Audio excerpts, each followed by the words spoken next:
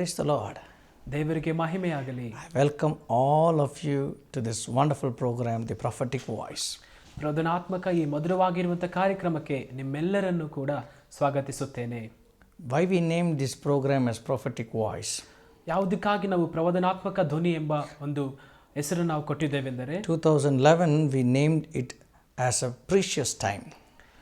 2011ರಲ್ಲಿ ಅಮೂಲ್ಯವಾದಂತಹ ಒಂದು ಸಮಯ ಎಂಬುದಾಗಿ ಈ ಕಾರ್ಯಕ್ರಮಕ್ಕೆ ಹೆಸರಿಟ್ಟೆವು. But later, ಅದ ನಂತರ when we were praying in the Spirit, ನಾವು ಆತ್ಮಿಕವಾಗಿ ಪ್ರಾರ್ಥಿಸುತ್ತಿರುವಾಗ the Spirit of the Lord gave this name as a title for our TV programs. ದೇವರಾತ್ಮನು ಈ ಒಂದು ನಮ್ಮ ಟಿವಿ ಮಾಧ್ಯಮದ ಒಂದು ಕಾರ್ಯಕ್ರಮಕ್ಕೆ ಈ ಹೆಸರನ್ನು ಕೊಟ್ಟನು. Our desire, our dream and our passion is that you receive a prophetic utterances through this program. ನಮ್ಮ ಒಂದು ಆಸೆ, ಬಯಕೆ, ತವಕ ಎಲ್ಲವೂ ಕೂಡ ಈ ಕಾರ್ಯಕ್ರಮದ ಮೂಲಕವಾಗಿ ನೀವು ಆಶೀರ್ವಾದವನ್ನು ಹೊಂದಿಕೊಳ್ಳುವಂಥದ್ದೇ. Bible is full of prophetic voice of God. Bible ಪೂರ್ತಿಯಾಗಿ ಒಂದು ಪ್ರವಚನಾತ್ಮಕ ಧ್ವನಿಯಾಗಿದೆ. God speaks. ದೇವರು ಮಾತನಾಡುತ್ತಾನೆ. 2 Timothy chapter 3 verse 16 says that. 2 Timothy 3:16 ಹೇಳಲ್ಪಟ್ಟಿದೆ. God spoke and holy men were inspired by that and they started writing. ದೇವರಾತ್ಮನು ಅವರಿಗೆ ಪ್ರೇರೇಪಿಸಲ್ಪಟ್ಟ ಹಾಗೆ ದೇವ ಮನುಷ್ಯರು ಅದನ್ನು ಬರೆದರು ಎಂಬುದಾಗಿ. And more than 40 authors wrote 66 books of Bible. Bible ಅಲ್ಲಿ ಇರುವಂತ 66 ಪುಸ್ತಕಗಳನ್ನ 40 ಜನರು ಬರೆದಿದ್ದಾರೆ. Hallelujah. Hallelujah. They were all moved by Holy Spirit. ಅವರೆಲ್ಲರೂ ಕೂಡ ದೇವರಾತ್ಮನಿಂದ ಪ್ರೇರೇಪಿಸಲ್ಪಟ್ಟವರಾಗಿದ್ದರು. That's what the Bible says. ಅದನ್ನೇ ವಾಕ್ಯ ಹೇಳುತ್ತದೆ. All scriptures. ಎಲ್ಲಾ ವಾಕ್ಯಗಳು, all scriptures ಎಲ್ಲ ವಾಕ್ಯಗಳು have been written by the inspiration of the Holy Spirit. ಪರಿಶುದ್ಧಾತ್ಮನ ಪ್ರೇರೇಪಣೆಯಿಂದಲೇ ಬರೆಯಲ್ಪಟ್ಟವಾಗಿದೆ. Hallelujah. Hallelujah. So ಆದುದರಿಂದ in the Bible ವಾಕ್ಯದಲ್ಲಿ we see two kinds of prophetic words. ಎರಡು ವಿಧವಾಗಿರುವಂತ ಪ್ರವಚನಾತ್ಮಕ ಧ್ವನಿಗಳನ್ನು One ಕೇಳುತ್ತೇವೆ. is called logos. ಒಂದು logos, It's a written word. ಅದು ಬರೆಯಲ್ಪಟ್ಟಂತಹ It's an ಪದಗಳು, unchangeable word. ಅದೆಂದಿಗೂ ಬದಲಾಗದಂತ It's ಮಾತುಗಳು, same word. ಅವು ಅದೇ ರೀತಿಯಲ್ಲಿರುವಂತ ಮಾತುಗಳು, It's the same prophecy. ಅದೇ ರೀತಿಯಾದಂತ No ಪ್ರವಾದನೆ. season those prophecy will be altered or changed. ಯಾವ ಕಾಲದಲ್ಲೂ ಕೂಡ ಆ ಒಂದು ಪ್ರವಾದನೆಯ ಮಾತುಗಳು ಬದಲಾಗಲಿಲ್ಲ. The second one, ಎರಡನೇದಾಗಿ rhema. ರೇಮ, Rhema. ರೇಮ, Rhema. ರೇಮ, Word for that season. ಆ ಒಂದು ಕಾಲಕ್ಕೆ ಮಾತ್ರ ಬೇಕಾಗಿರುವಂತ ಮಾತುಗಳು. Prophecy for that season. ಆ ಒಂದು ಕಾಲಕ್ಕೆ ಬೇಕಾದಂತ ಆ ಕಾಲಕ್ಕೆ ಬೇಕಾಗಿರುವಂತ ಪ್ರವಾದನೆ. Hebrews 4:12. ಇಬ್ರಿಯ 4:12 ನೋಡುತ್ತೇವೆ. God's word is full of life. ದೇವರ ವಾಕ್ಯವು ಸಜೀವವಾಗಿದೆ. Even today God's word is alive to speak to you. ಇಂದು ಸಹ ನಿಮ್ಮೊಂದಿಗೆ ಮಾತಾಡಲು ದೇವರ ವಾಕ್ಯವು ಸಜೀವವಾಗಿದೆ. Once a preacher by name Reinhard Bonnke Reinhard Bonnke ಅನ್ನುವಂತ ಒಬ್ಬ ಪ್ರಸಂಗಿಕನು said that ಅದನ್ನ ಹೀಗೆ ಹೇಳಿದ್ದಾನೆ. a young boy came to him ಒಬ್ಬ ಯೌವನಸ್ಥನು ಆತನ ಬಳಿಗೆ ಬಂದನು and pointed a finger over his face. ಆತನ ಮುಖಕ್ಕೆ ಕೈಯನ್ನು ತೋರಿಸಿ ಹೇಳುತ್ತಾನೆ, You preacher, O ಪ್ರಸಂಗಿಕನೇ, don't preach this Bible which is many years old. ಬಹಳ ಹಳೆದಾಗಿರುವಂತ ಈ ಒಂದು ಬೈಬಲಿನ ನೀನು ಪ್ರಸಂಗಿಸಬೇಡ. Don't tell me the stories which happened before 2000 years, 4000 years. 2000-4000 ವರ್ಷಗಳ ಹಿಂದೆ ನಡೆದಂತ ಕಥೆಗಳನ್ನ ಇಲ್ಲಿ ಹೇಳಬೇಡ. I am now just 16. ಈಗ ನಾನು ಬರೀ 16 ವರ್ಷದ ಹುಡುಗನು. Tell me something new. ಹೊಸದನ್ನ ಏನಾದ್ರೂ ಹೇಳು ಎಂಬುದಾಗಿ. So that time ಆ ಸಮಯದಲ್ಲಿ Reinhard Bonnke didn't know what to do. Reinhard Bonnke ಅವರಿಗೆ ಗೊತ್ತಾಗಲಿಲ್ಲ ಏನ್ But the ಮಾಡ್ಬೇಕೆಂಬುದಾಗಿ. Spirit of God gave him a wisdom. ದೇವರಾತ್ಮನು ಆತನಿಗೆ ಜ್ಞಾನವನ್ನ ಕೊಟ್ಟಿದ್ದನು. He took that 16 years old boy outside the auditorium ಆ ಯುವಕನನ್ನ ಆತನು ಆಚೆ ತೆಗೆದುಕೊಂಡು ಹೋಗುತ್ತಾನೆ. and said, ಆತನು ಹೇಳುತ್ತಾನೆ, Boy, you look at the sun. ನೀನು ಆ ಸೂರ್ಯನ ನೋಡು. This is the same sun which brought light to your father and your grandfather. ಇದೇ ಸೂರ್ಯನು ನಿನಗೂ ನಿನ್ನ ತಂದೆಗೂ ನಿನ್ನ ತಾತನಿಗೂ ಬೆಳಕನ್ನು ಕೊಟ್ಟಿದ್ದು. And the same sun gives you light and your grandchildren in the future. ಇದೇ ಸೂರ್ಯನು ನಿನಗೂ ಮತ್ತು ನಿನ್ನ ಮುಂದೆ ಹುಟ್ಟುವಂತ ಮೊಮ್ಮಕ್ಕಳಿಗೂ ಬೆಳಕನ್ನು ಕೊಡುತ್ತಾನೆ. Though the sun is old, ಆ ಸೂರ್ಯನು ವಯಸ್ಸಾಗಿದ್ದರೂ ಕೂಡ ಸೂರ್ಯನಿಗೆ the light of that sun is new every day. ಆದ್ರೆ ಆ ಸೂರ್ಯನ ಬೆಳಕು ಪ್ರತಿದಿನವೂ ಹೊಸದಾಗಿರುತ್ತದೆ. And it needs and you need that. ಆ ಬೆಳಕು ನಿನಗೆ ಬೇಕಾಗಿದೆ. Your forefather were in need of that. ನಿನ್ನ ಒಂದು ಪೂರ್ವಿಕರಿಗೂ ಅದು ಬೇಕಾಗಿತ್ತು. And future your children will be also in need of that sun. ಭವಿಷ್ಯದಲ್ಲಿ ನಿನ್ನ ಒಂದು ಮಕ್ಕಳಿಗೂ ಕೂಡ ಆ ಸೂರ್ಯನು ಬೇಕಾಗಿದ್ದಾನೆ. Same way, ಅದೇ ರೀತಿಯಾಗಿ God's word never gets old. ಆದ್ರಿಂದ ದೇವರ ವಾಕ್ಯಕ್ಕೆ ವಯಸ್ಸಾಗುವುದಿಲ್ಲ. It's same yesterday, today and forever. ಅದು ಇಂದು ನಾಳೆಯೂ ನಿರಂತರವಾಗಿ ಹಾಗೆ ಇರುತ್ತದೆ. Heaven and earth will pass away, ಭೂಮಿ ಆಕಾಶಗಳು ಅಳಿದು ಹೋದರೂ but God's word will remain. ದೇವರ ವಾಕ್ಯವಾಗಿ ನಿಲ್ಲುತ್ತದೆ. Today we are going to meditate a wonderful subject. ಇಂದು ನಾವು ಬಹಳ ಪ್ರಾಮುಖ್ಯವಾಗಿರುವಂತಹ ಒಂದು ಅಂಶವನ್ನು ಕಲಿಯಲಿದ್ದೇವೆ. And that subject is seeing your healing before it takes in natural. ನಿಮ್ಮ ಒಂದು ಸ್ವಾಭಾವಿಕ ಕಣ್ಣುಗಳಲ್ಲಿ ಅದು ಜರುಗುವುದಕ್ಕಿಂತ ಮುಂಚಿತವಾಗಿಯೇ ನಿಮ್ಮ ಆತ್ಮಿಕ ಕಣ್ಣುಗಳಲ್ಲಿ ನಿಮ್ಮ ಸ್ವಸ್ಥತೆಯನ್ನು ನೋಡುವಂಥದ್ದು. Third letter to John chapter 2 says, Beloved, may you prosper as your soul prospers. 3 ಯೋಹಾನ 2ನೇ ವಚನದಲ್ಲಿ ಹೀಗೆ ಬರೆಯಲ್ಪಟ್ಟಿದೆ, ಪ್ರಿಯನೇ, ನೀನು ಆತ್ಮ ವಿಷಯದಲ್ಲಿ ಅಭಿವೃದ್ಧಿ ಹೊಂದಿರುವ ಪ್ರಕಾರ ಎಲ್ಲ ವಿಷಯಗಳಲ್ಲಿಯೂ ಅಭಿವೃದ್ಧಿ ಹೊಂದಿ ಸುಕ್ಷೇಮವಾಗಿರಬೇಕೆಂದು ಪ್ರಾರ್ಥಿಸುತ್ತೇನೆ. You can only prosper if your soul prospers. ನಿಮ್ಮ ಆತ್ಮವು ಅಭಿವೃದ್ಧಿಯಾದರೆ ಮಾತ್ರ ನೀವು ಅಭಿವೃದ್ಧಿಯಾಗಲು ಸಾಧ್ಯ. If your mind doesn't prosper, ನಿಮ್ಮ ಒಂದು ಮನಸ್ಸು ಅಭಿವೃದ್ಧಿ ಹೊಂದದೆ ಹೋದರೆ, if your imagination doesn't prosper, ನಿಮ್ಮ ಆಲೋಚನೆಗಳು ಅಭಿವೃದ್ಧಿ ಹೊಂದದೆ ಹೋದರೆ you will never prosper. ನೀವು ಅಭಿವೃದ್ಧಿ ಹೊಂದಲು ಸಾಧ್ಯವಿಲ್ಲ. Because the mind is a battleground. ಏಕೆಂದರೆ ಒಂದು ಮನಸ್ಸಿನಲ್ಲಿ ಹೋರಾಟಗಳಿರುತ್ತವೆ. Today I want to take to you, I want to just share with you a real incident which took place in the Bible times. ಆ ವಾಕ್ಯದಲ್ಲಿ ನಡೆದಂತ ಒಂದು ನಿಜವಾದ ಘಟನೆಯನ್ನು ನಾನು ನಿಮಗೆ ತೋರಿಸುತ್ತೇನೆ. So let us read Mark chapter 5. ಮಾರ್ಕನು ಬರೆದ ಸುವಾರ್ತೆ 5ನೇ ಅಧ್ಯಾಯವನ್ನು ನೋಡಿಕೊಳ್ಳೋಣ. Mark chapter 5. ಮಾರ್ಕನು ಬರೆದ ಸುವಾರ್ತೆ 5ನೇ ಅಧ್ಯಾಯ. The verse from 25th verse. 25ನೇ ವಚನದಿಂದ. Let me read it for you. ನಾನು ನಿಮಗಾಗಿ ಓದುತ್ತೇನೆ. Now a certain woman had a flow of blood for 12 years and had suffered many things from many physicians. She had spent all that she had and was no better, but rather grew worse. When she heard about Jesus, she came behind him in the crowd and touched his garments, for she said, If only I may touch his clothes, I shall be made well. Immediately the fountain of her blood was dried up, and she felt in her body that she was healed of affliction. And Jesus, immediately knowing in himself the power had gone out of him, turned around the crowd and said, Who touched my clothes? But his disciples said to him, You see the multitude thronging you, and you say, Who touched me? And he looked around to see her who done these things. But the woman, fearing and trembling, knowing what has happened to her, came and fell down before him and told him the whole truth. And he said to her, Daughter, your faith has made you well.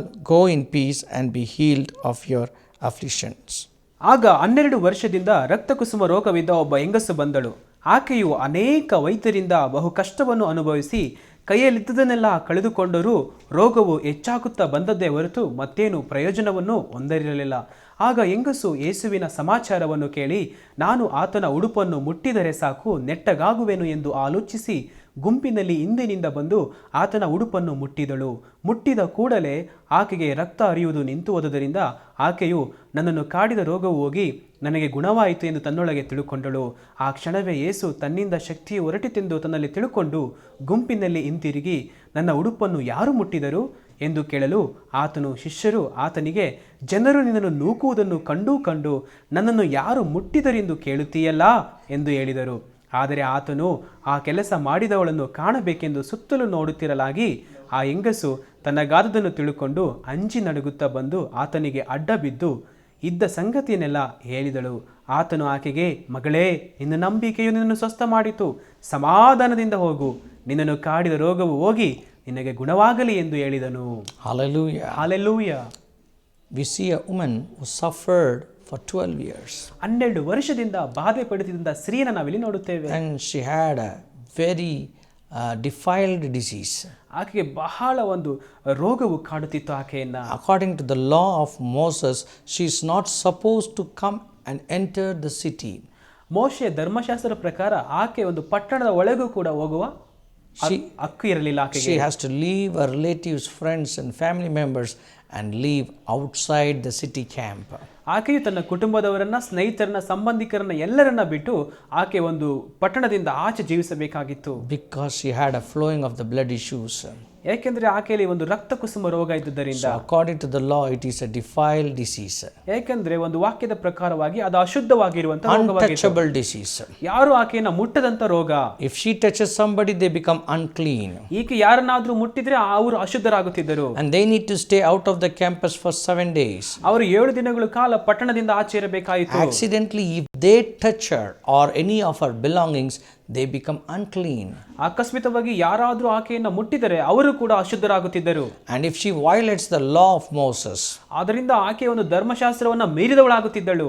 if she violates, ಆಕೆ ಧರ್ಮಶಾಸ್ತ್ರವನ್ನ ಮೀರಿದವಳೇ ಆದರೆ she will be stoned to death. ಆಕೆಯನ್ನ ಕಲ್ಲುಗಳಿಂದ ಹೊಡೆದು ಸಾಯಿಸಬೇಕಾಗಿತ್ತು. So just imagine the trauma that she is going through. ಆಕೆ ಎಂತ ಪರಿಸ್ಥಿತಿಯಲ್ಲಿ ಹೋಗುತ್ತಿದ್ದಾಳೆ ಊಹಿಸಿ. And the Bible says ವಾಕ್ಯ ಹೇಳುತ್ತದೆ, she suffered in the hands of many physicians. ಅನೇಕ ವೈದ್ಯರಿಂದ ನಷ್ಟ ಹೋದಳು ಎಂಬುದಾಗಿ ನೋಡುತ್ತೇವೆ. Suffering in the hands of many physicians is not so easy. ಅನೇಕ ವೈದ್ಯರಿಂದ ನಷ್ಟ ಹೋಗುವಂತದ್ದು ಬಹಳ ಸುಲಭವಾದದ್ದಲ್ಲ. Only people who have gone through hospitals and operations and those who have gone through the very extent of long time suffering in the sickness understand how much suffering she would have gone through. ಬಹಳ ದಿನಗಳಿಂದ ರೋಗದಿಂದ ಹಾಸ್ಪಿಟಲ್ಗೆ ಓಡಾಡುತ್ತಿರುವಂತವರಿಗೆ ಮಾತ್ರ ಈಕೆಯ ಪರಿಸ್ಥಿತಿ ಗೊತ್ತಾಗುತ್ತದೆ. She lost her reputation. ಆಕೆ ಒಂದು ಎಲ್ಲ ಹಣವನ್ನ ಕಳೆಕೊಳ್ಳುತ್ತಾಳೆ. She lost her health. ಆಕೆ ಆರೋಗ್ಯವು ಕಳೆದು ಹೋಗುತ್ತದೆ. She lost her family. ತನ್ನ ಕುಟುಂಬವನ್ನ ಕಳೆಕೊಳ್ಳುತ್ತಾಳೆ. She lost her identity. ತನ್ನ ಒಂದು ಗುರುತಿಕೆಯನ್ನ ಕಳೆದುಕೊಳ್ಳುತ್ತಾಳೆ. And everything in her life becomes zero. ಎಲ್ಲವೂ ಆಕೆಯ ಜೀವಿತದಲ್ಲಿ ಶೂನ್ಯವಾಗುತ್ತದೆ. Nothing to hope on. ಆಕೆಗೆ ಇನ್ನು ಯಾವುದರ ಮೇಲೆ ನಿರೀಕ್ಷೆ ಇಲ್ಲ. Nothing to focus on future. ಭವಿಷ್ಯವನ್ನ ಎದುರು ನೋಡುವಂತೆ ಆಕೆ ಇಲ್ಲ. But during this doom and destruction time, ಈ ಒಂದು ಸಂದರ್ಭದಲ್ಲಿ, during this destruction time, ಈ ಒಂದು ನಾಶದ ಸಂದರ್ಭದಲ್ಲಿ, during this time of suffering, ಈ ಒಂದು ಕಷ್ಟದ ಸಮಯದಲ್ಲಿ she started hearing about Jesus. ಯೇಸು ಕ್ರಿಸ್ತನನ್ನು ಕುರಿತು ಕೇಳುವುದಕ್ಕೆ ಪ್ರಾರಂಭಿಸಿದಳು. How Jesus is healing sick. ರೋಗಿಗಳನ್ನು ಸ್ವಸ್ಥ ಮಾಡುತ್ತಿದ್ದಾನು. How Jesus is healing the blind man. ಹೇಗೆ ಕುರುಡರನ್ನು ಆತನು ಸ್ವಸ್ಥ ಮಾಡುತ್ತಿದ್ದಾನು. How blinds are receiving sights. ಹೇಗೆ ಕುರುಡರು ದೃಷ್ಟಿಯನ್ನು ಹೊಂದಿಕೊಳ್ಳುತ್ತಿದ್ದಾರೆ. How dead are raised to life. ಹೇಗೆ ಸತ್ತಂತವರು ಜೀವಂತವಾಗಿ ಎದ್ದೇಳುತ್ತಿದ್ದಾರೆ. How leprosy has been healed. ಹೇಗೆ ಕುಷ್ಠರೋಗಿಗಳು ವಾಸಿಯಾಗುತ್ತಿದ್ದಾರೆ. How different kinds of sickness has been healed. ಅನೇಕ ವಿಧವಾದ ರೋಗಗಳು ಹೇಗೆ ಸ್ವಸ್ಥವಾಗುತ್ತಿದೆಯೋ. She kept listening to these reports. ಈ ಎಲ್ಲ ಒಂದು ವಿವರಗಳನ್ನು ಆಕೆ ಕೇಳುತ್ತಿದ್ದಳು. She kept listening to these testimonies. ಈ ಸಾಕ್ಷಿಗಳನ್ನು ಆಕೆ ಕೇಳುತ್ತಿದ್ದಳು.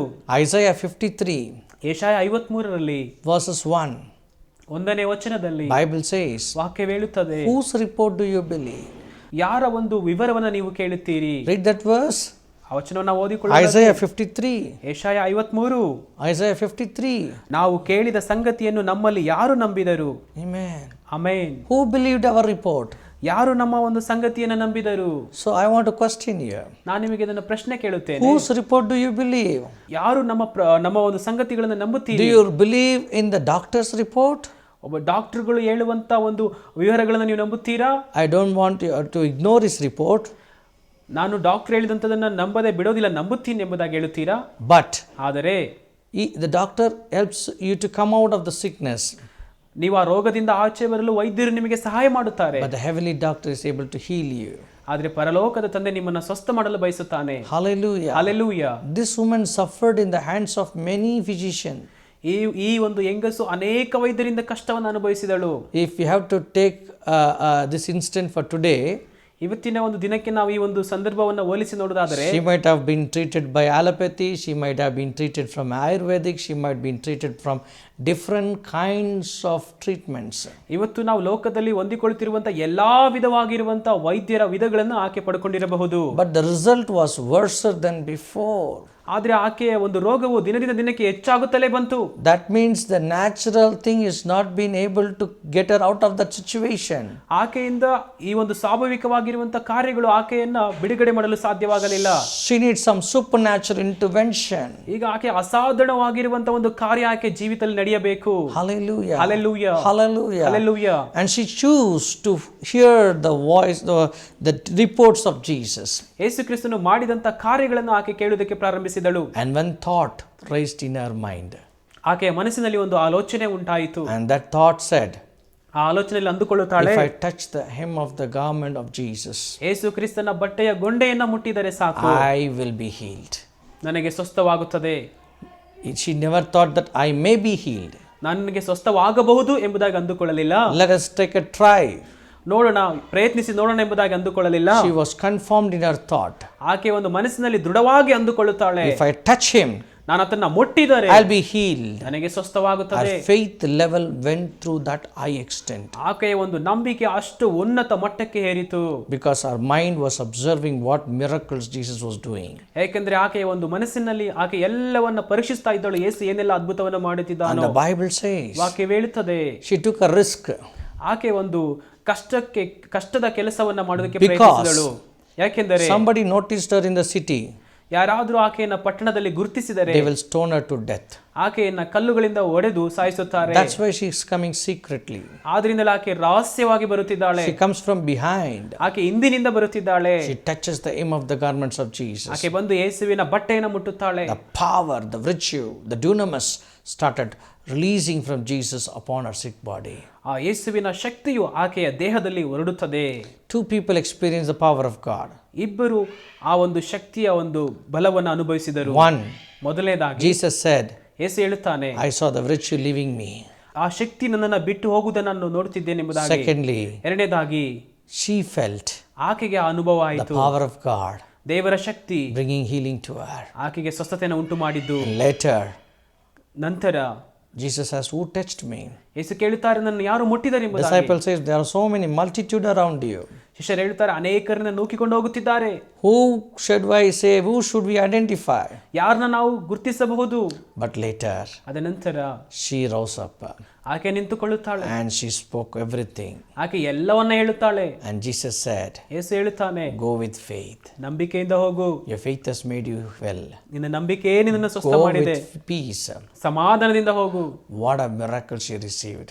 ಎಂತ ಅದ್ಭುತವನ್ನು ಆಕೆ ಹೊಂದಿಕೊಂಡಳು ನೋಡಿ. Her mind, her thought draw the virtue from Lord Jesus Christ. ಆಕೆ ಮನಸ್ಸು ಆಲೋಚನೆ ಕ್ರಿಸ್ತನಿಂದ ಆ ಬಲವನ್ನ ಹೊಂದಿಕೊಂಡಿತು. Is it possible to receive healing? ಸ್ವಸ್ಥತೆಯನ್ನು ಹೊಂದಿಕೊಳ್ಳಲು ಸಾಧ್ಯವೇ? Is it possible to get out of deadly disease? ಮರಣಕರವಾದಂತ ರೋಗಗಳಿಂದ ಆಚೆ ಬರುವುದು Is ಸುಲಭವೇ? it possible to come out of the deathbed? ಒಂದು ಮರಣದ ಹಾಸಿಗೆಯಿಂದ ಬರಲು ಸಾಧ್ಯವೇ? Yes, it's possible. ಹೌದು, ಅದು ಸಾಧ್ಯವಾಗಿದೆ. Yes, it's possible. ಹೌದು, ಸಾಧ್ಯವಾಗಿದೆ. The more you dig into your problems, ನೀವೆಷ್ಟು ಆಳವಾಗಿ ನಿಮ್ಮ ಸಮಸ್ಯೆಯಲ್ಲಿ ಹೋಗ್ತೀರೋ, the more the problem will start immersing you. ಅಷ್ಟೇ ಹೆಚ್ಚಾಗಿ ಆ ಸಮಸ್ಯೆ ನಿಮ್ಮನ್ನ ಹಾಳು ಮಾಡುತ್ತದೆ. The more you immerse your thought in the miracle power of God, ದೇವರ ಅದ್ಭುತ ಶಕ್ತಿಯ ಬಗ್ಗೆ ನೀವು ಹೆಚ್ಚು ಆಲೋಚಿಸುವಾಗ, the more the life of God will manifest in your ಆ life. ದೇವರ ಜೀವಿತವು ನಿಮ್ಮ ಜೀವಿತದಲ್ಲಿ ಪ್ರತ್ಯಕ್ಷವಾಗುತ್ತದೆ. Hallelujah. Hallelujah. You can also receive your healing today ನೀವು ಸಹ ಇಂದು ನಿಮ್ಮ ಅದ್ಭುತವನ್ನು ಹೊಂದಿಕೊಳ್ಳಬಹುದು by believing in your thoughts. ನಿಮ್ಮ ಆಲೋಚನೆಯಲ್ಲಿ ನಂಬುವುದರ ಮೂಲಕ. Once I was ministering in the place called Belgaum. Belgaum ಅನ್ನೋ ಒಂದು ಊರಲ್ಲಿ ನಾನು ಸೇವೆ ಸಲ್ಲಿಸುತ್ತಿರುವಾಗ I had one dear sister who translated my message from English to Marathi. ಒಂದು ಸಹೋದರಿ ನನ್ನ ಒಂದು ಸಂದೇಶವನ್ನು ಇಂಗ್ಲಿಷಿಂದ ಮರಾಠಿ ಭಾಷೆಗೆ ಭಾಷಾಂತರ ಮಾಡಿದಳು. And some 10 to 15 people were there sitting and listening to the word. ಅಲ್ಲಿ ಒಂದು 10 ರಿಂದ 15 ಜನ ನನ್ನ ವಾಕ್ಯವನ್ನು ಕೇಳುತ್ತಿದ್ದರು. And I was preaching on the gospel according to John chapter 5. ಯೋಹಾನನು ಬರೆದ ಸುವಾರ್ತೆ 5ನೇ ಅಧ್ಯಾಯ ಒಂದು ಪ್ರಸಂಗವನ್ನು ನಾನು ಮಾಡುತ್ತಿದ್ದೆ. And I was telling them how Jesus said, get up and walk, and the person who couldn't walk for 38 years stood up and walked. ನನ್ನ ಸಂದೇಶದಲ್ಲಿ 38 ವರ್ಷದಿಂದ ನಡೆಯಲಾಗದಂತ ಒಬ್ಬ ವ್ಯಕ್ತಿಯನ್ನ ಯೇಸು ಹೇಗೆ ನಡಿ ಎಂಬುದಾಗಿ ಹೇಳಿದನು ಅನ್ನೋ ಒಂದು ಪ್ರಸಂಗವನ್ನು ನಾನು ಮಾಡುತ್ತಿದ್ದೆ. While I was about to start my preaching, ನನ್ನ ಪ್ರಸಂಗವನ್ನು ಪ್ರಾರಂಭಿಸುತ್ತಿರುವಾಗಲೇ one elderly woman was brought to the chapel who couldn't walk without the help of her children. ತನ್ನ ಯಾರ ಸಹಾಯವಿಲ್ಲದೆ ನಡೆಯಲಾಗದಂತ ಒಬ್ಬ ವಯಸ್ಸಾಗಿರುವಂತ ಮಹಿಳೆ ನನ್ನ ಬಳಿಗೆ ಬಂದಳು. She had a problem in her disc. ಆಕೆ ಒಂದು ಎಲುಬಿನಲ್ಲಿ ಪ್ರಾರಂಭವಿತ್ತು. So they brought her and made her to sit in the bench. ಆಕೆಯನ್ನು ಒಂದು ಚೇರಿನ ಮೇಲೆ ಕೂರಿಸುತ್ತಾರೆ. This is the real incident which took place in 2014. 2014ರಲ್ಲಿ ನಿಜವಾಗಿ ನಡೆದಂತ ಘಟನೆ ಇದಾಗಿದೆ. So what happened? ಅಲ್ಲೇನಾಯಿತು? As she was sitting in the bench, ಆಕೆ ಆ ಬೆಂಚಿನ ಮೇಲೆ ಕೂತಿರುವಾಗ she deeply observed the message. ಆಕೆ ಬಹಳ ಸ್ಪಷ್ಟವಾಗಿ ನನ್ನ ಸಂದೇಶವನ್ನು ಕೇಳಿದಳು. And she took it very deeply inside of her. ಬಹಳ ಆಳವಾಗಿ ಅದನ್ನ ತೆಗೆದುಕೊಂಡಳು. And during the prayer time, ಪ್ರಾರ್ಥನೆ ಸಮಯದಲ್ಲಿ I was hearing a huge noise from the people. ಜನರಿಂದ ಬಹಳ ದೊಡ್ಡ ಶಬ್ದವನ್ನು ನಾನು ಕೇಳಿದೆ. So I usually don't open my eyes during prayer. ಪ್ರಾರ್ಥನೆ ಸಮಯದಲ್ಲಿ ನನ್ನ ಕಣ್ಣುಗಳನ್ನ ತೆರೆಯುವುದಿಲ್ಲ. But because of that voice, I am forcibly opening my eyes to see what's happening. ಆದ್ರೆ ಆ ಒಂದು ಶಬ್ದದ ನಿಮಿತ್ತವಾಗಿ ಏನಾಯ್ತು ಎಂಬುದಾಗಿ ನೋಡುವುದಕ್ಕಾಗಿ ನನ್ನ ಕಣ್ಣುಗಳನ್ನ ತೆರೆದೆ. When I opened my eyes, ನನ್ನ ಕಣ್ಣುಗಳನ್ನ ತೆರೆದಾಗ I was shocked to see ನನಗೆ ಆಶ್ಚರ್ಯವಾಯಿತು ನೋಡುವುದಕ್ಕೆ. the woman who couldn't walk for 38 years. 38 ವರ್ಷದಿಂದ ನಡೆಯದಂತ ಆ ಒಂದು ವಯಸ್ಸಾದ ಸ್ತ್ರೀ, She was leaping and jumping and running all over the chapel. ಆಕೆ ಕುಣಿಯುತ್ತಾ ಜಿಗಿಯುತ್ತಾ ಆ ಒಂದು ಆ ಜನರ ನಡುವೆ ಎಲ್ಲ So ಓಡಾಡುತ್ತಿದ್ದಾಳೆ. we all went to her ನಾವೆಲ್ಲರೂ ಆಕೆ ಬಳಿಗೆ ಹೋದೆವು. and asked her, ಆಕೆನ ಕೇಳಿದೆವು, what happened? ನಿನಗೇನಾಯ್ತು? She said, ಆಕೆ ಹೇಳಿದಳು, I was very desperate for a miracle. ನಾನು ಈ ಅದ್ಭುತಕ್ಕೆ ಬಹಳ I ಆಶ್ಚರ್ಯವಾಗಿದ್ದೇನೆ. was observing this message. ನಾನು ಈ ಸಂದೇಶವನ್ನು ಬಹಳ ಗಮನ ಕೊಟ್ಟು I ಕೇಳಿದ್ದೇನೆ. believe that God brought you for me.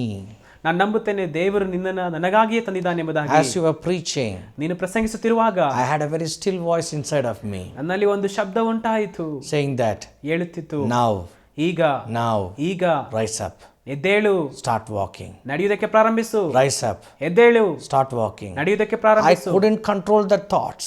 ಆ ಒಂದು ಆಲೋಚನೆ ನಾನು ನಿಲ್ಲಿಸಲಾಗಲಿಲ್ಲ. I just put my feet on the ground after 38 years. 38 ವರ್ಷಗಳ ನಂತರ ಹಾಗೆ ನನ್ನ ಕಾಲನ್ನು ನಾನು ಭೂಮಿ ಮೇಲೆ ಇಟ್ಟೆ. And I felt the electric shock all over me. ನನ್ನ ದೇಹದಲ್ಲಿ ಪೂರ್ತಿಯಾಗಿ ವಿದ್ಯುತ್ ಶಕ್ತಿಯು ಹೊರಡಿತು. And I felt courage to start jumping and walking. ನಾನು ಜಿಗಿಯುವುದಕ್ಕೆ ಕುಣಿಯುವುದಕ್ಕೆ ನನಗೊಂದು ಧೈರ್ಯ ಉಂಟಾಯಿತು. Hallelujah. Hallelujah. And later all the family members came and they rejoiced in the Lord. ಅವರ ಕುಟುಂಬದವರೆಲ್ಲರೂ ಸಹ ಬಂದು ಕರ್ತನಲ್ಲಿ ಆನಂದಿಸಿದರು. Everybody's faith level was stirred up. ಎಲ್ಲರ ಒಂದು ನಂಬಿಕೆ ಹೆಚ್ಚಲ್ಪಟ್ಟಿತು.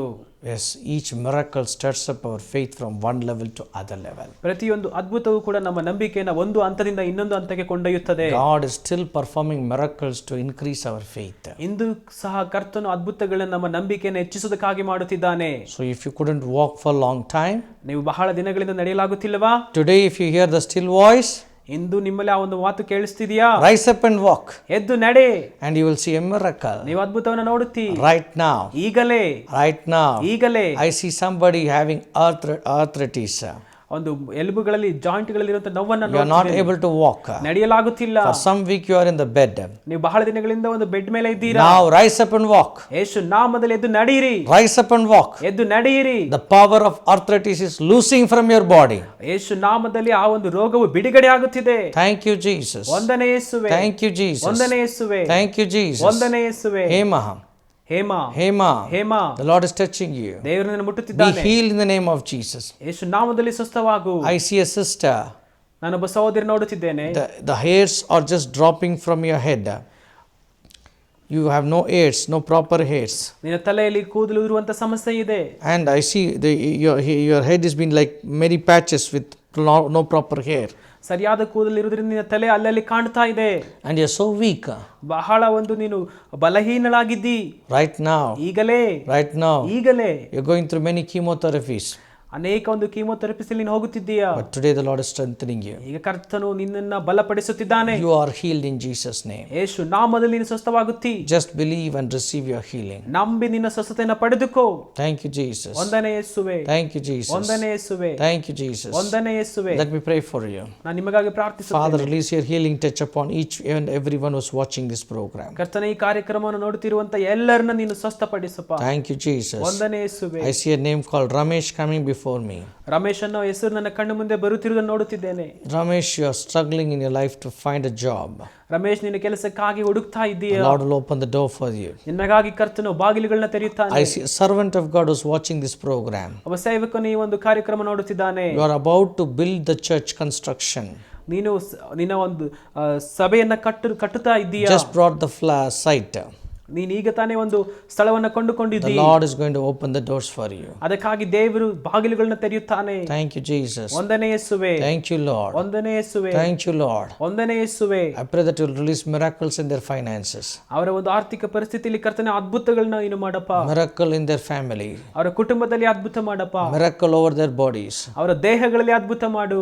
Lift them Lord. ಅವರನ್ನ ಮೇಲಕ್ಕೆತ್ತು. Honor them Lord. ಅವರನ್ನ ಘನಪಡಿಸು. Bless them Lord. ಅವರನ್ನ ಆಶೀರ್ವದಿಸು. In Jesus name. ಯೇಸು ನಾಮದಲ್ಲಿ. Amen. Amen. Amen. Amen. My dear beloved, ನನ್ನ ಪ್ರಿಯರೇ, check yourself.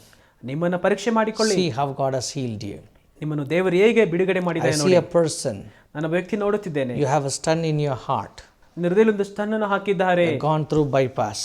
ಬಹಳ ಒಂದು ಬಲಹೀನತೆಯಲ್ಲಿ ನೀನು ಒಂದು ಕಾರ್ಯಕ್ರಮ ನೋಡುತ್ತಿದ್ದಿ. You are even not able to breathe properly. ನೀನು ಸರಿಯಾಗಿ ಉಸಿರಾಡಲು ನಿನ್ನಿಂದ ಆಗುತ್ತಿಲ್ಲ. Do not fear. ಅದರಿಂದ ಭಯಪಡಬೇಡ. God is with you. ದೇವರು ನಿನ್ನೊಂದಿಗಿದ್ದಾನೆ. He will heal you. ನಿನ್ನನ್ನು ಸ್ವಸ್ಥ ಮಾಡುತ್ತಾನೆ. He will restore your broken family. ನಿನ್ನ ಒಂದು ಮುರಿದಂತ ಒಂದು ಕುಟುಂಬವನ್ನು ಮತ್ತೆ ಜೋಡಿಸುತ್ತಾನೆ. Thank you, Jesus. ವಂದನೆ ಯೇಸುವೆ. So pick up the phone right now ನೀವು ನಮಗೆ ಕರೆ ಮಾಡಿ and let us know your feedbacks. ನಿಮ್ಮ ಒಂದು ಅನಿಸಿಕೆಗಳನ್ನು ಹೇಳಿ. Share your testimonies. ನಿಮ್ಮ ಸಾಕ್ಷಿಗಳನ್ನು ಹೇಳಿ. Share your prayer request. ನಿಮ್ಮ ಪ್ರಾರ್ಥನಾ ಮನವಿಗಳನ್ನು ಕಳಿಸಿ. We'll be very happy to pray for you. ನಿಮಗಾಗಿ ಪ್ರಾರ್ಥಿಸಲು ನಾವು ಸಂತೋಷವುಳ್ಳವರಾಗಿದ್ದೇವೆ. Not only that, ಅದು ಮಾತ್ರವಲ್ಲ, if you're led by the Spirit, ನೀವು ಪರಿಶುದ್ಧಾತ್ಮದಿಂದ ಪ್ರೇರೇಪಿಸಲ್ಪಡುವುದೇ ಆದರೆ sow into the prophetic voice ministry. ನಿಮ್ಮ ಒಂದು ಬೀಜಗಳನ್ನು ಬಿತ್ತಿರಿ. Bible says, ವಾಕ್ಯ ಹೇಳುತ್ತದೆ, those who honor a prophet ಒಬ್ಬ ಪ್ರವಾದಿಯನ್ನು ಗೌರವಿಸುವಂತವನು will receive the prophet's reward. ಪ್ರವಾದಿಗೆ ಬರತಕ್ಕ ಪಾಲನ್ನು ಸಿಗುತ್ತದೆ So ಎಂಬುದಾಗಿ. I believe this prophetic voice is a prophetic ministry to people around the world. ನಾನು ನಂಬುತ್ತೇನೆ ಈ ಒಂದು ಪ್ರವಾದನಾತ್ಮಕ ಧ್ವನಿ ಅನ್ನುವಂಥ ಸೇವೆ ಅನೇಕ ಜನರಿಗೆ ಪ್ರವಾದನಾತ್ಮಕ ಧ್ವನಿ ಸೇವೆ ಮಾಡುತ್ತಿದೆ ಎಂಬುದಾಗಿ. Introduce this program to your friends and relatives. ಈ ಒಂದು ಕಾರ್ಯಕ್ರಮವನ್ನು ಕುರಿತು ನಿಮ್ಮ ಸ್ನೇಹಿತರಿಗೆ, ನಿಮ್ಮ ಸಂಬಂಧಿಕರಿಗೆ ಹೇಳಿ. And you can also log into our Bible college if you are willing to learn the word of God. ದೇವರ ವಾಕ್ಯವನ್ನು ಕಲಿಯಲು ನೀವು ಆಸಕ್ತಿ ಉಳ್ಳವರಾಗಿದ್ದರೆ ನಮ್ಮ ಬೈಬಲ್ ಕಾಲೇಜಿಗೆ ನೀವು ಸೇರಿಕೊಳ್ಳಬಹುದು. So we will meet in the same channel, same time, following day. ಬರುವ ದಿನಗಳಲ್ಲಿ ಇದೇ ಸಮಯದಲ್ಲಿ, ಇದೇ ಕಾರ್ಯಕ್ರಮದಲ್ಲಿ, ಇದೇ ಚಾನಲ್ ನಾವು ಮತ್ತೆ ಭೇಟಿಯಾಗೋಣ. May the Lord bless you and make his face shine upon you. ದೇವರು ನಿಮ್ಮನ್ನು ಆಶೀರ್ವದಿಸಲಿ, ತನ್ನ ಪ್ರಕಾಶಮಾನವಾಗಿರುವಂತಹ ಮುಖವನ್ನು ನಿಮ್ಮಲ್ಲಿ ಪ್ರಕಾಶಿಸಲಿ. Amen. ಆಮೇನ್. Amen. ಆಮೇನ್. Amen.